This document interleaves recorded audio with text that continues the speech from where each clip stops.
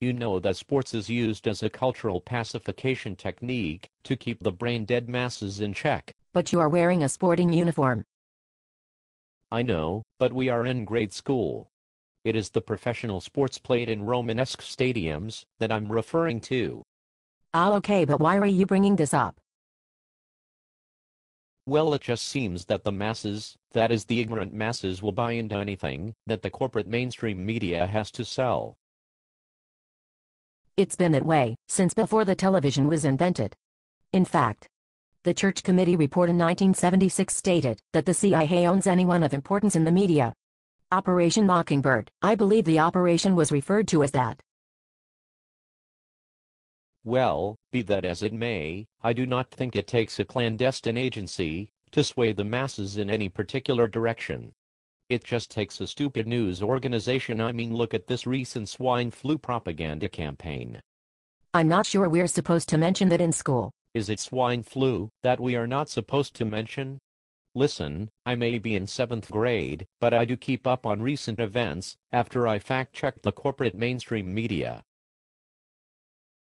Yay, there's quite the irrational fear going around here. The old crotchety baby boomer and Gen X parents are flipping out about this stupid swine flu propaganda thing. Tell me about it. I never saw a parent move so fast to inject their own kids with mercury and squalene-based lab-cultured drugs. Yes, make my mercury a double, Mom. Tell me about it.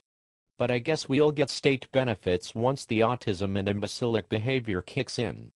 I mean, my dad already has me on so many prescription behavioral medication that Timothy Leary would open up a nearby freak-out tent just to catch the vapors. Nice Woodstock 1969 reference. Before the baby boomers were cultural hypocrites, and the small population of, mostly aborted Generation X people, that is those born between 1965 and 1980, the victims of the baby boom abortion surge, were busy playing with Tonka toys, G.I. Joes and Barbies by the outdoor barbecue in the mid-1970s, getting liquor out of the ice-filled trash cans for the nearest relatives for a quarter. I read about that freak-out shack for the 1960s acid heads. But really, I'm also on psychotropic medication, Prozac, Klonopin, Xanax. I've taken that cervix vaccine, and I feel more doped up than Elvis on the toilet. What? I understand that fact, that a large portion of the Generation X folks were killed through abortion by the baby boom generation, thus, that is part of the reason for their small numbers, but I don't understand the Elvis reference on the toilet. Never mind. It's a reference to the tragic death of a cultural and musical icon in August of 1977. Okay. Great. But really, remember when we could actually speak up in school and say what we wanted? We could touch upon controversial issues, such as Vietnam, the fake Gulf of Tonkin incident, the false flag rights dog fire, remember the main incident in the controversial theory of Pearl Harbor foreknowledge in 1941. Actually, no. Frankly, you're in over my head. I have no idea what the hell you are talking about. I'm in 7th grade, for God's sake. I understand your ignorance regarding the historical references, but I must comment that I am also in 7th grade, and must have had some private school/private tutoring experience, in order to have such information.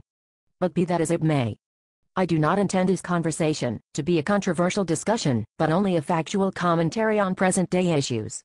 My only difficulty is that we are prevented from doing so because of the caffeine-induced, prescription-medicated elderly baby boomers and the sellout, mostly aborted Generation X folks.